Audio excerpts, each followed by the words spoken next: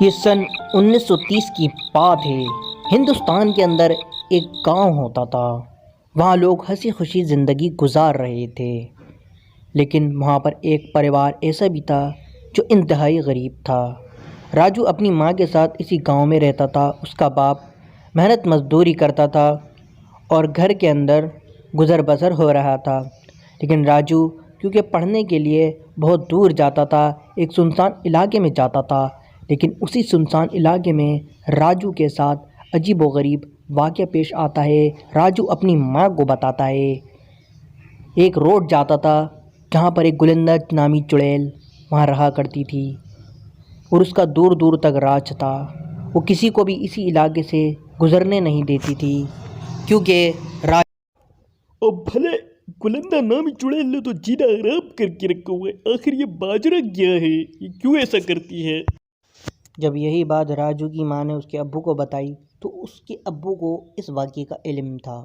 انہوں نے بتایا، دراصل یہ بات یہ ہے کہ جو یہ چڑیل ہے یہ راجو کی دادی ہیں۔ 1921 کے اسی گاؤں کے اندر راجو کی دادی بچوں کو پڑھانے کے لیے جدوجہد کرتی تھی۔ اس وقت انگریزوں کا زمانہ تھا۔ انگریزوں کو یہ بات پسند نہیں آئی اور انہوں نے راجو کی دادی کو اسی سنسان جگہ پر لے جا کر ہمیشہ کے لیے قتل کر دیا، اور تاکہ کوئی بھی ہندوستان کے بچوں میں پڑھائی عام نہ کرے۔ اور یہ وقت گزرتا چلا گیا، اور پھر جب انگریزوں نے راجو کی دادی کو قتل کیا تو انہوں نے ایک چڑیل کا روپ دھار لیا، اور راجو کی دادی نے قسم کھائی کہ آج کے بعد میں اس جگہ کا پہرا دوں گی تاکہ کوئی کسی کو قتل نہ کر سکے۔ اور آج تک ان کی وہاں پر آتما بھٹکتی ہے۔ کوئی بھی وہاں پر جاتا ہے ان کو نقصان تو نہیں پہنچاتی، بلکہ وہ اس کی حفاظت کرتی ہیں۔ پھر کچھ دن بعد راجو اور اس کے بھائی کا گزر اسی سنسان علاقے سے ہوتا ہے۔ پھر وہی چڑیل یعنی راجو کی دادی پوری آب و تاب کے ساتھ ان دونوں کے سامنے نمودار ہو جاتی ہیں۔ راجو ڈر جاتا ہے۔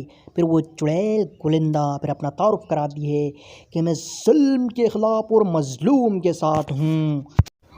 مجھے انگریز فوجیوں نے اس لیے مارا تھا کیونکہ میں ہندوستان کے بچوں کے لیے جدوجہد کر رہی تھی۔ انہوں نے مجھے رستے سے ہٹا دیا، لیکن میں اب ان کے لیے چڑیل بن گئی ہوں اور اس جگہ کی حفاظت کرتی ہوں جب سے، تاکہ کوئی کسی کو